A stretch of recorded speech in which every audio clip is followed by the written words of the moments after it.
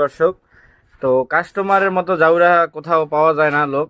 আহ, তো একটা জিনিস আমরা যারা সার্ভিস করি তারা আমরা সবসময় ভাবি যে জিনিসটা পারফেক্ট করার, কিন্তু অনেক কাস্টমার আছে যে কম টাকা বাঁচানোর জন্য তাদের বলে যে যে কোনো জিনিস যে চললে হলো সেরকম জিনিস তৈরি করতে।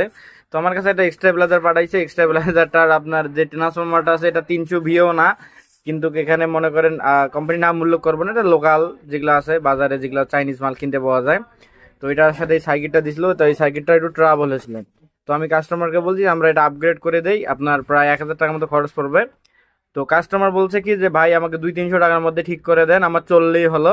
তো তার জন্য এই বুদ্ধিটা আমরা করছি, সেটা হলো আমরা যখন অন করলাম, তো এখানে একটা 12 ভোল্ট সার্কিট আছে, 12 ভোল্ট সার্কিটের লাইন আসলো। আর এখানে একটা ডিলে সার্কিট লাগানো আছে, যেটা আপনার 2 মিনিট পর লাইনটা আউট করে দিবে।